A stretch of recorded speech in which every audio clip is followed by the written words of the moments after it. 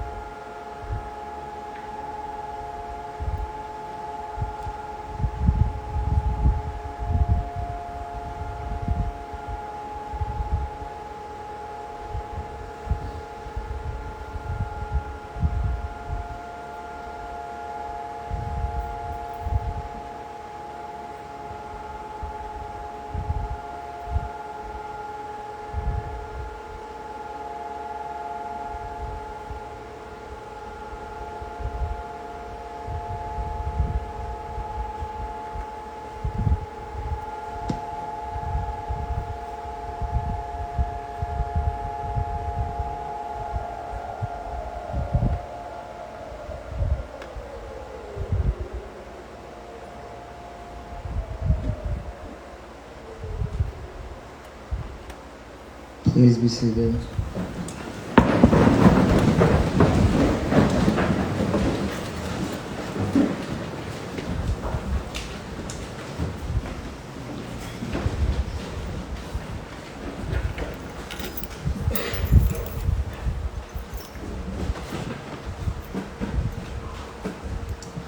Everyone hear me? Yeah.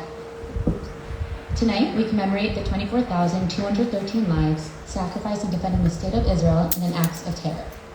We will hear stories from members of our community of people they are personally commemorating today. We thank them for sharing these stories with us. Throughout the ceremony, we will have also a musical renditions performed by Achim Benefesh. We will begin with Yoli Margolis of Unit OFEC 324 of the Air Force, leading us in the recitation of Tehillim Kuf Chaf Aleph, Psalm 121, in memory of fallen soldiers and victims of terror, including those affected by today's attack in Jerusalem and the ongoing attacks around the country.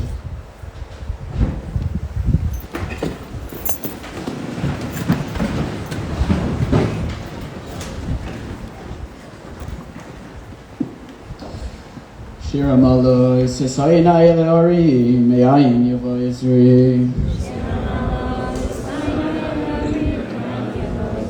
Yisri, Me'madinoi, Yoseh Shamayim V'oretz. Al Yitei Lamot Reglecha, Al Yonum Shomrecha. Hinei Lo Yonum V'lo Yishon, Shomer Yisrael. Adonai Shomrecha, Adonai Tzilcha, Yad Yaminecha. Yoim Am HaShemesh Lo Yakek, V'yareach B'layla. Adonai Yishmarcha Mikol Ra, Yishmor Es Nafshecha.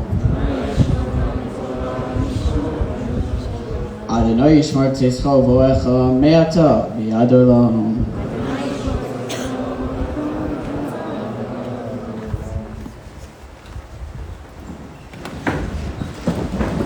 Please be seated.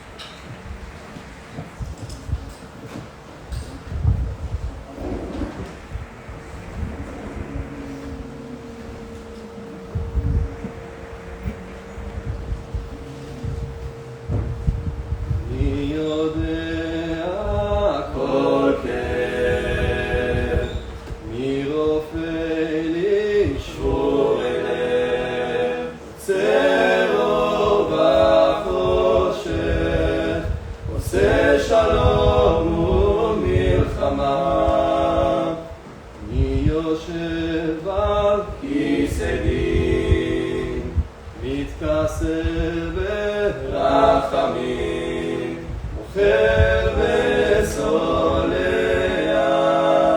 מביט ויודע, ומי ירפא ליבי,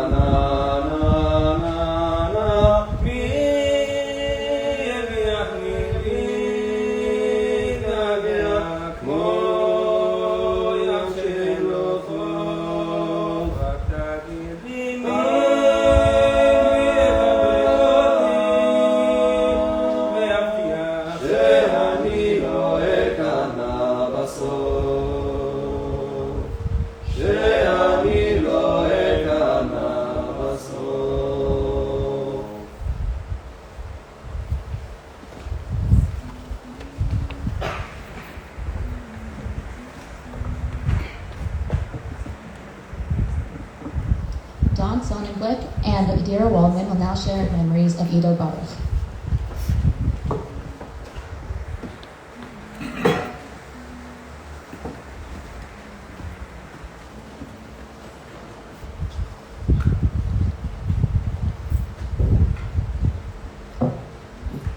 When Shifi asked me to speak, I knew immediately who I wanted to talk about, but I felt and still feel overly humbled by the opportunity, and I hope I do Ido Baruch Zikrono Livracha justice with my words.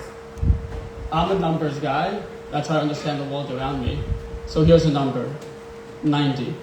90 new names this Yom Hazikaron. 90 souls killed by terrorism the last year. 1 every 4 days.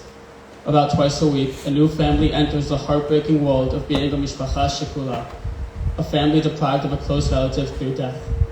Just last year, 3 of the 5 people being commemorated here were at their own Tekesim. But tonight, we remember them, because memory is all that remains. Out of these 3, 1, Ido Baruch Zichrono Livracha, we had the privilege, both of us, of crossing paths with him in our army services in the Givati Brigade. He was killed this past October 11th, 2022 at age 21. Ido was born actually in Herzliya and raised in Hazikaron. In elementary school, his family moved to Gedera, which is near Ashdod. Throughout elementary school, he was involved in the youth movement Sofim. He became a madrich. He won one of the first of many, many, many outstanding awards in his short life.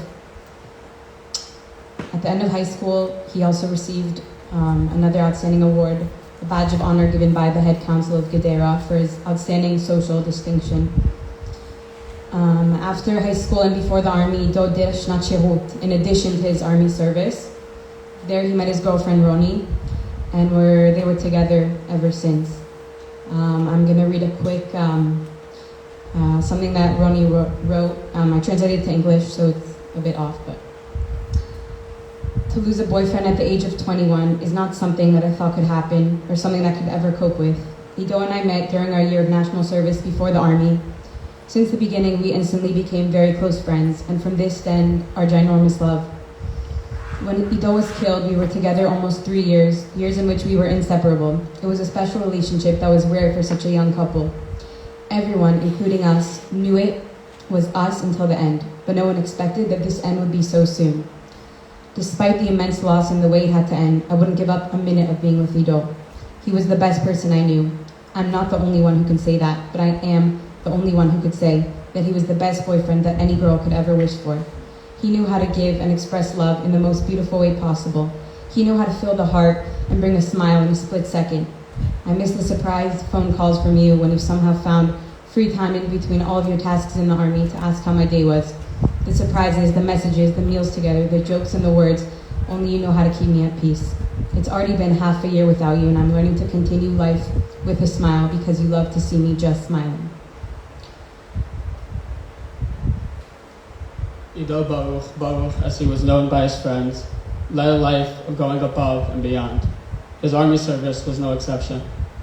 At a time where drafting to combat is on the decline, Ido chose not only to draft to combat, but to try out and ultimately get accepted to Sarah Givati, the elite unit within the Givati Brigade. After a long training period of 1 year and 2 months, he was handpicked to attend the exclusive commander's course, where he'll be the one to lead the next generation of soldiers. But instead of beginning his job immediately after the course, he spent 2 weeks in active duty by Jenin. That's where I met him. Responsible soldier who was at the center of attention. Everyone wanted to be his friend. He was just that kind of guy. When I heard about what happened to him, I searched my phone in my WhatsApp. I searched his name in my WhatsApp, and we did share a few conversations. And then he left for his job, and that was the last time I met him. After I was released, he returned to active duty, this time by Shtem. He was supposed to go to the prestigious officer's course, but wanted to delay it just a bit so he could be with his team before they got released. He wanted to experience a little bit more. And that decision is what made all the difference. October 11th, 2022, on the second day of Sukkot, the Jews in the area by his base did a walk around the area, waving flags, commemorating the holiday, celebrating the holiday. And when you have something like this, you put soldiers in different posts. The highest ranking officer is supposed to be at the most dangerous post, but he couldn't make it that day, so they chose Ido Baruch to be there instead. He was the highest ranking officer in the Shekach, in the field. A car drove by, shot at him and his friend, and drove away. 2 seconds changed the course of his family's life. At first it wasn't so bad. If anyone here understands medical world, a shot in the shoulder, usually you come out of it all right. In the ambulance, they realized that the bullet went through his shoulder and hit his heart. His situation deteriorated rapidly, and he died on the way to the hospital.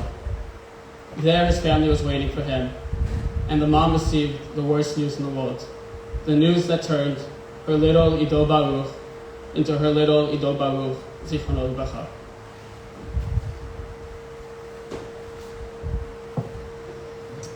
I'm just going to speak a little bit about who he was. Ido was not just a lochem in the army. He was a lochem in life. The way his family and friends describe him, every single person who knew him, describe in a way you've never heard before. And not just because he was killed, because he was really the most amazing person. I met him on base 4 months before he was killed. We worked together for 3 months. And the way I see him in my head every time I think about him is he has a giant smile on his face and he's holding some box of food or some sort of treat to give out to the soldiers. 150 soldiers of his can attest to the fact that he never, ever, ever let a soldier go hungry. He used to take soldiers' laundry home if they had to close a Shabbat.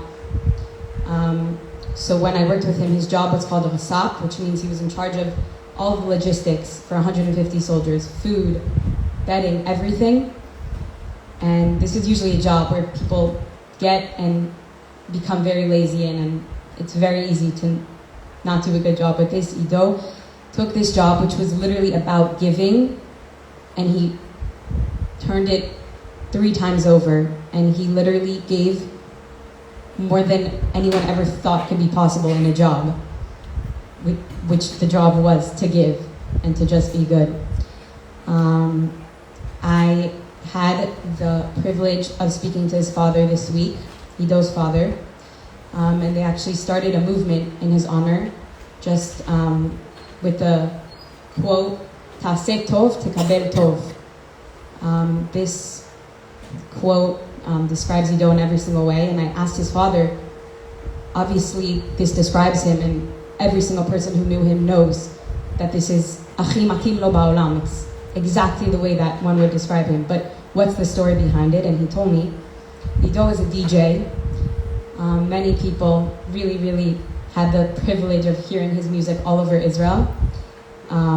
He would perform at bat mitzvahs and bar mitzvahs, and what his father told me is when he was 13, right before his bar mitzvah, he wanted to become a DJ, and he wanted to start working, and he said to his dad, "I'm going to start working, volunteer." He said, "I don't want to get money out of this, I want to do it to make people happy, and I want to volunteer and do it." So we started volunteering bar mitzvahs, bar mitzvahs for people who didn't have enough money to pay for a DJ at their events, and eventually people started calling him up and trying to pay him for his work. And this story basically is the first story his father said that they thought of when they were thinking of how to commemorate his essence in a quote. And just one last thing, I'm going to read, our mutual friend wrote about him, his friend from his tzevet in the army.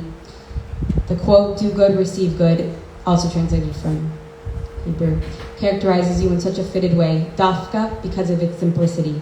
You don't need to turn the world upside down or create projects worth millions to do good.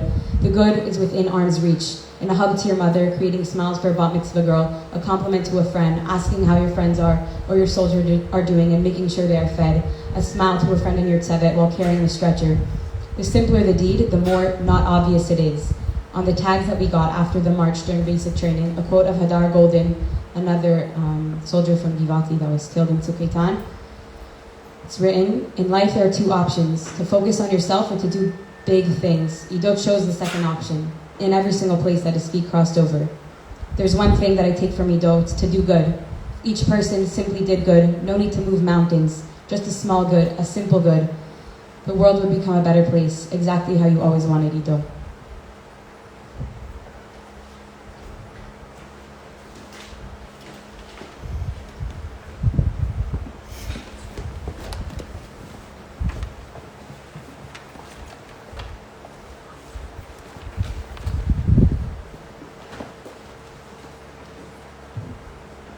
Ben Amram will now share memories of Amit Ben Yigal.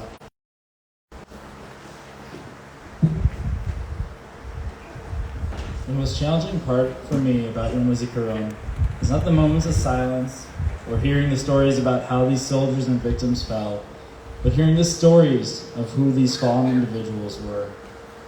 Through learning about their story, you begin to realize that they're not so different from you and I. They have aspirations, dreams, and a character.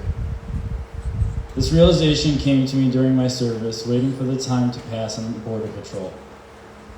We used to sit on an abandoned military bunker overlooking Syria, waiting for the time to pass by rolling cigarettes and playing cards.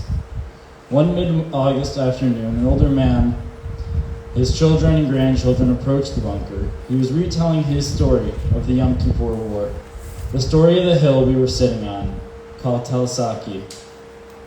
He, just like me, was on border patrol of Syria moments before the Yom Kippur War, smoking cigarettes and waiting for the time to pass. Little did those soldiers know that their lives would change forever. Hours later, 11,000 Syrian troops with over 900 tanks confronted 90 paratroopers and only 45 tanks. With odds 100 to 1, the soldiers miraculously held off the Syrian army for more than 24 hours before running out of ammunition and many casualties. They hid in the bunker for over 2 days as the Syrian army surrounded them. To this day, I remember hearing the man's story, and every Yom Hazikaron, I remind myself, that every hill and every valley and every person who fell in the line of duty or as a victim of terror has a story. And so does Amit Ben Yigal. My officer was his officer during basic training, the time he transformed boys into men. My officer said he was known for his talent and athleticism, energy and social ability, and his professionalism to get things done without taking the moment too seriously. Amit grew up in Ramat Gan as an only son to his mother and an only child to his father, meaning he never had to serve in a combat unit. When he attended Poland on a high school trip, he called his father, and after his father buried him, he recalled that conversation. Amit told him, "Dad, you're the son of a Holocaust survivor. Your dad didn't have an army to protect him. Today, now that our people have a country, I want to do everything I can to protect it at all costs. I want to enlist into the Golani Brigade." As he finally convinced his father, he drafted to Sayeret Golani, becoming a counterterrorism instructor before returning to serve in combat with his team. On May 12, 2020, 2 months before completing his service, Amit's team went on an operational activity outside Jenin. During the operation, a rock was hurled from the window above as he looked up, guarding him and his friends. Unfortunately, he succumbed to his wounds after being rushed to the hospital. Amit was filled with patriotism and found deep meaning serving his family, friends, and nation in Golani. He posted on Facebook commemorating a fallen Golanchik the year prior, Daniel Pomerantz, as I am doing today. He said, "To be a Golanchik is to see the landscape from the bus window and to know that you marched there too. It's to curse the moment you are living in and in the same breath remember why you are here. It is not letting who you are interfere with who you could become. To become a Golanchik is to sit on your gear while looking at each other's eyes and just laugh because you are both going through the same thing. It's a deep friendship which is always surprising, to look at your soldiers with the red berets when you have red eyes. To be a Golanchik is to not look back because you always have a whole country behind you. To be a Golanchik is to hear Hatikva and get the chills in every part of your body. I, Amit Ben Yigal, am proud to be a Golanchik, proud to take part in a long-standing tradition like Golani, proud to be in the continuation of many drafts before, and to be a role model to those after.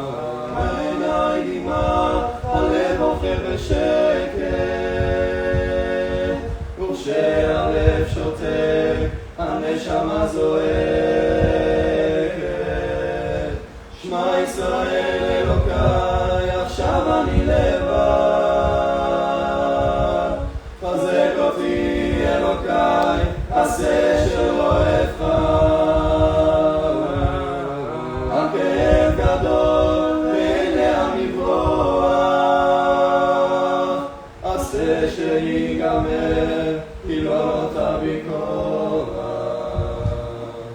כשהלב בוחר, הזמן לא במלך, אתה רואה את כל חייו יתרום, אלא לא נודע, הוא לא רוצה ללכת,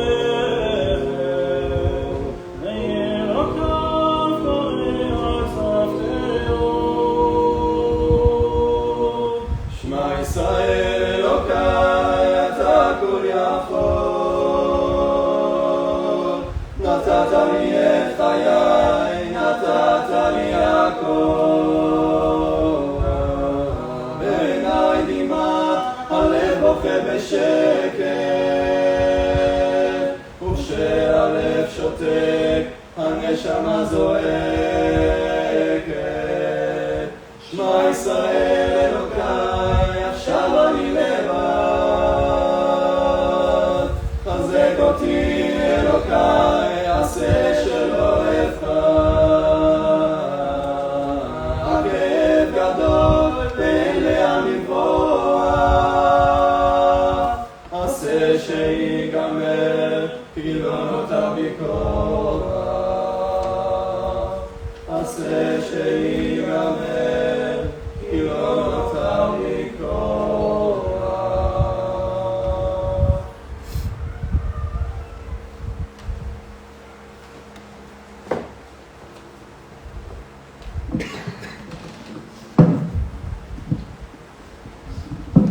From Noam will now share memories of Ilan Canellas.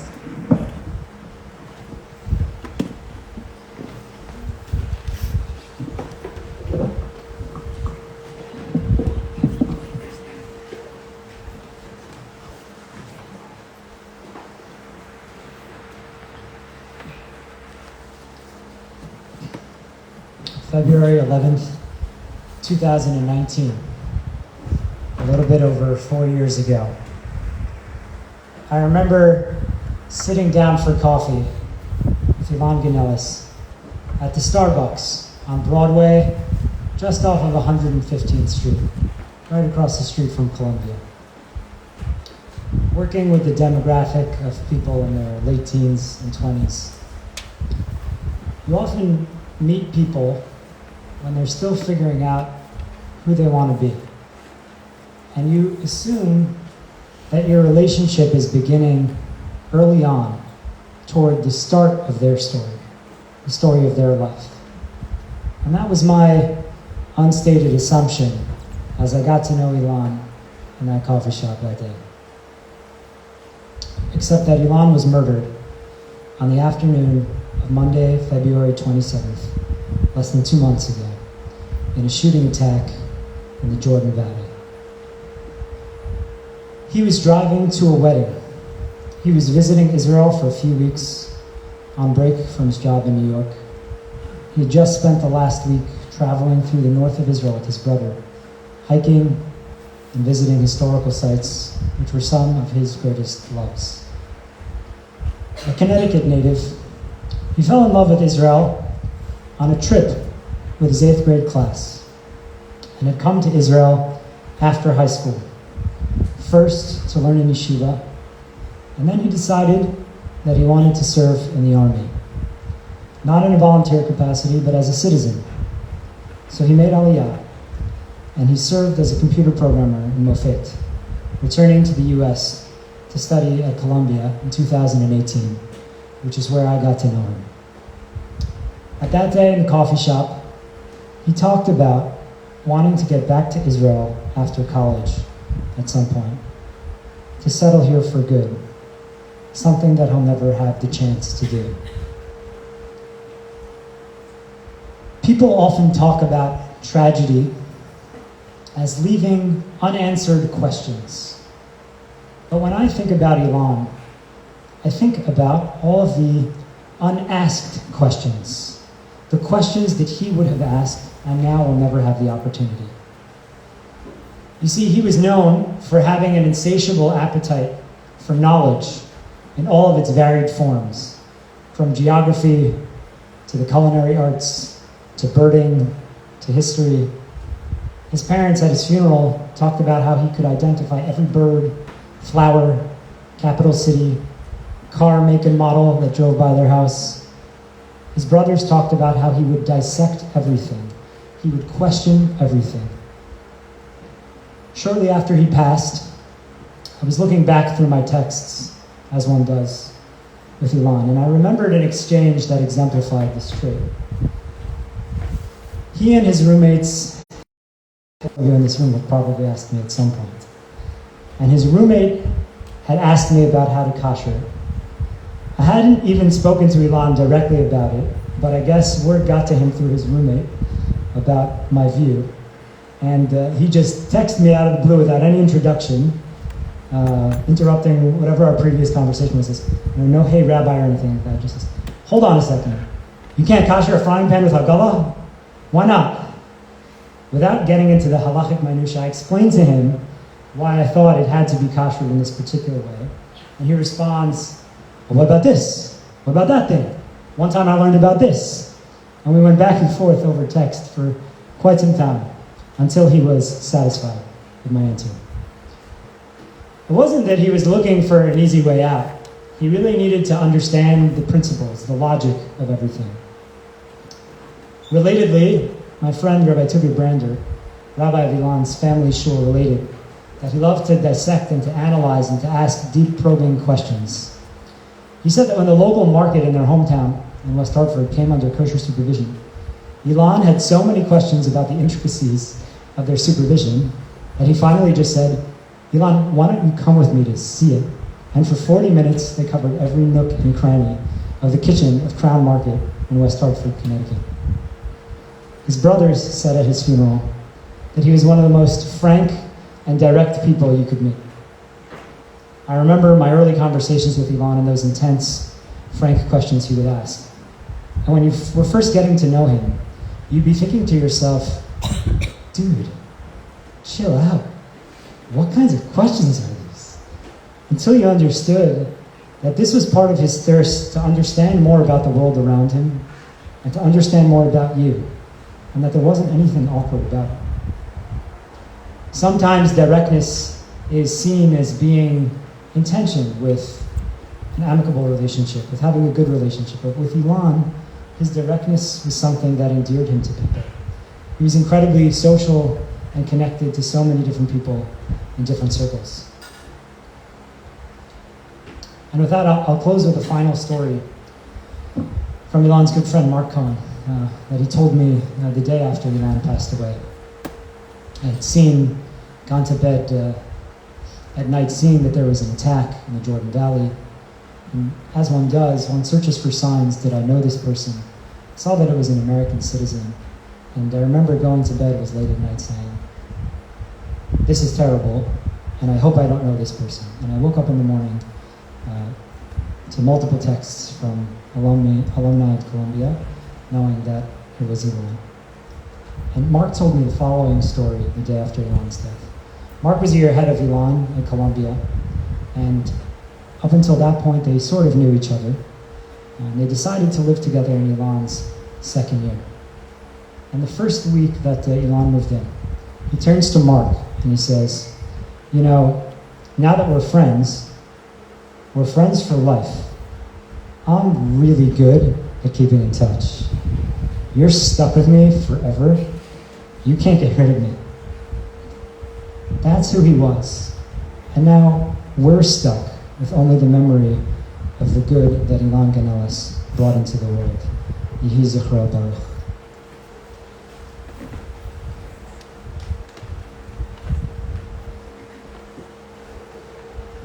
Hava Goldgrab will now share memories of Maya D.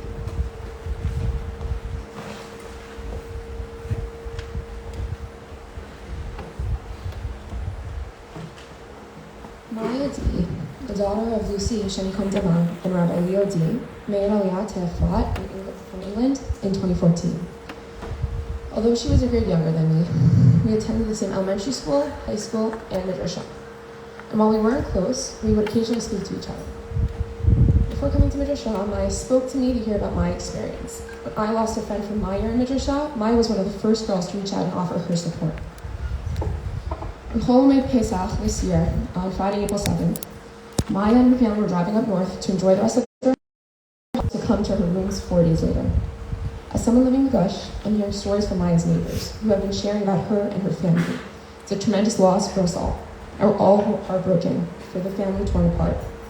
Quoting one of the people who knew her best, I'd like to share some words that I also translated from Maya's sister, Polly. We painted our nails the same color on Tuesday, and we spoke about life and friends. You know how to perfectly describe my friends' personalities without ever meeting them. It was always important for you to hear from everyone and ask how my day was. You would call me from Yerucham and be interested in my life. You were committed to keeping Torah in your life. You chose to learn Daf Yomi with Dad, and were just so smart, and you knew how to say everything in such an exact and perfect way. You were honest and confident. You were never afraid to say your truth, and I could always trust that you would. Now that I don't have you anymore, I won't have anyone telling me what to do. No one to gossip about classes and load. No one to laugh with. And I can't joke with you about boys. I don't have your laugh, your curls, your determination. I don't have you.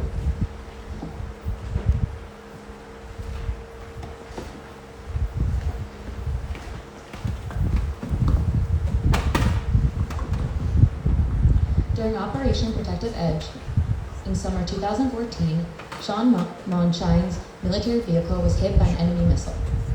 After his death, he was found to have written goodbye letters to his family and friends in the event that he would not return from battle.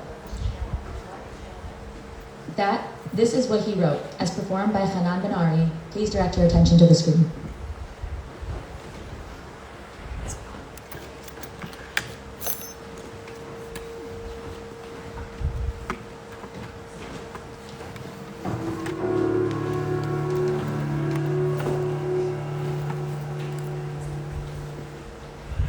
אמא,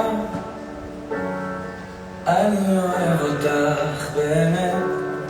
היית אמא הכי מדהימה בעולם, יותר ממה שאפשר לבקש. לא רציתי להדאיג אותך מהכניסה לעזה או משהו. בבקשה תהי חזקה בשבילי, ואם יקרה לי משהו תחייכי בגאווה. אני אוהב אותך, אוהב אותך, אוהב אותך, אוהב אותך, אוהב אותך, אוהב אותך. אבא, היית בנפלא באמת. אבא, גבר, גבר, למרות שרקנו בחודש האחרון, אל תייחס לזה משמעות. אני אוהב אותך, אוהב אותך, אוהב אותך, אוהב אותך, אוהב אותך, אוהב אותך, אהבת אמת.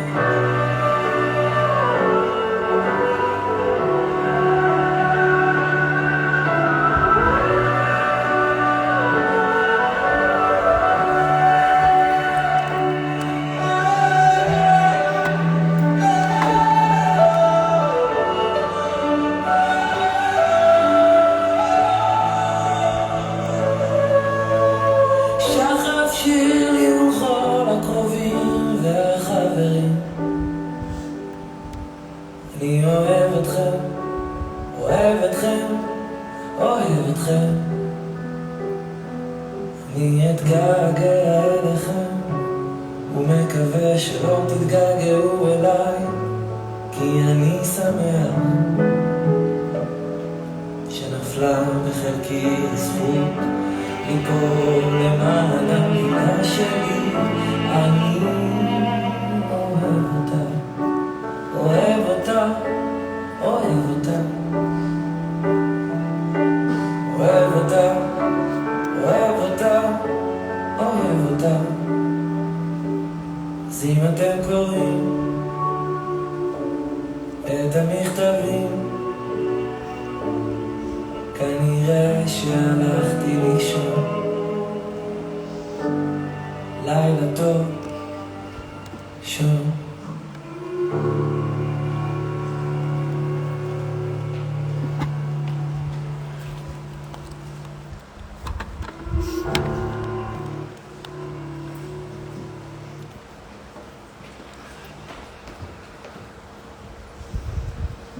Me, Cohen, will share memories of Avner Kfir Chezi.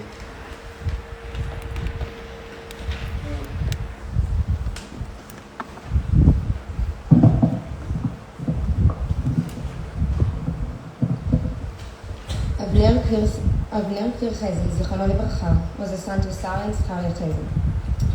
He was a brother to Avi, Tzuri, Merab, and Orad. He loved his siblings and his parents very much and was very close to all of them.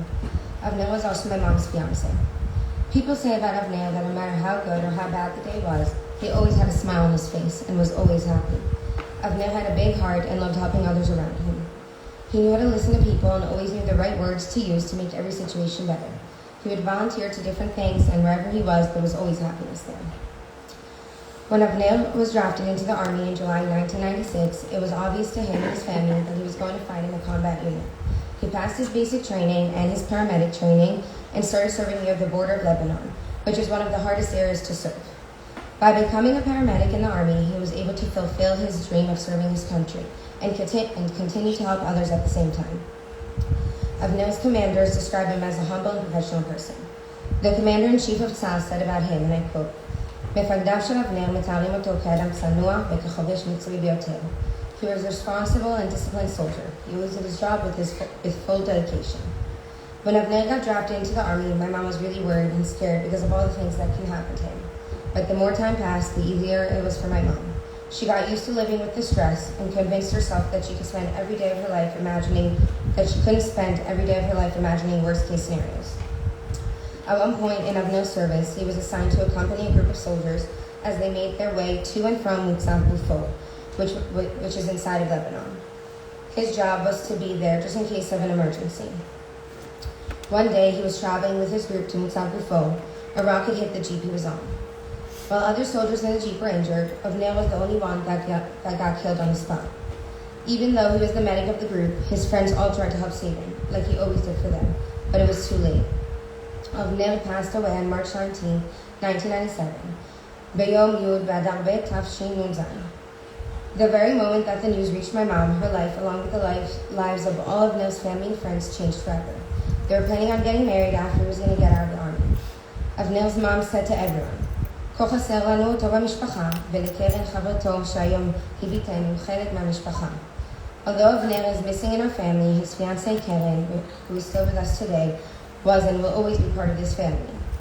My mom says the same thing about them. That although she lost the love of her life, she was and still is a part of an amazing family that will always be there for her no matter what. My name is Amit, which in Hebrew means friend, and I was named after Avner because he was my mom's very close friend. My dream was always to serve the army, not only to defend my country, but also to defend in his honor. To this very day, Avner's family serves as another set of grandparents, uncles, aunts, and cousins for me. Avner's friends miss his laughter, his joy of life, and his optimism. He's a hope.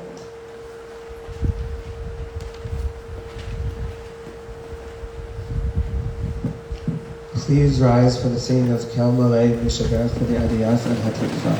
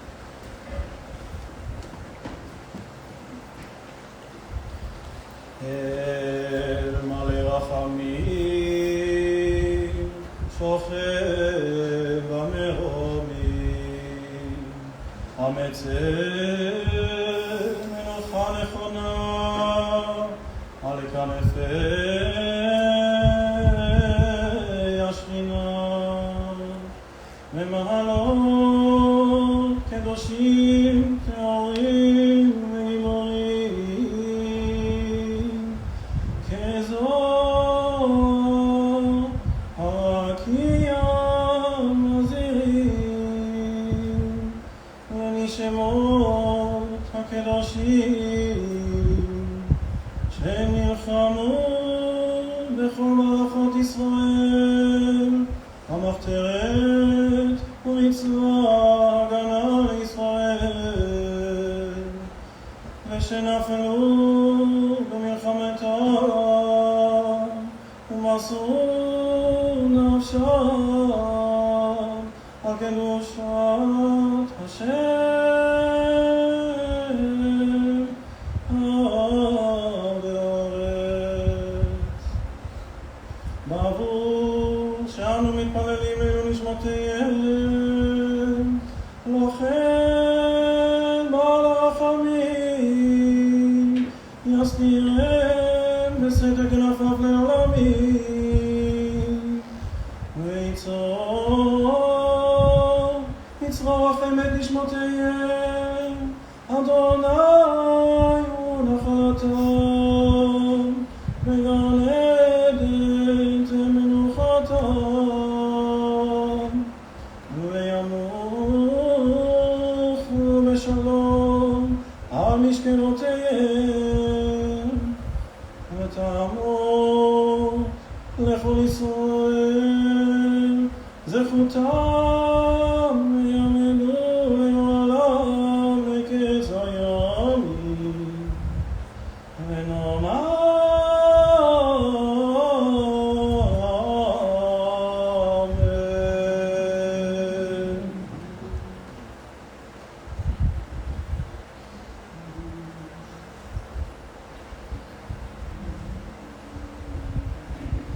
מי שברך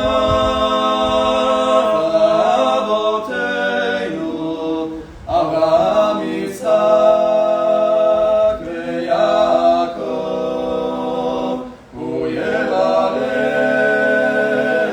את חיילי צבא הגנה לישראל, הוא יברך את חיילי צבא הגנה לישראל, הוא יברך את חיילי צבא הגנה לישראל, העומדים על משמר צינו וערי אלוהינו, ניגבו ללבנון ועמידה מצרים, מן הים הגדול עד לברמה, ביבשה באוויר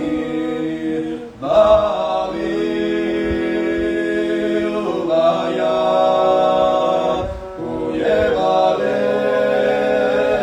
את חיילי צבא הגנה לישראל, ייתן אדוני את אורנו הקמים עלינו מגפים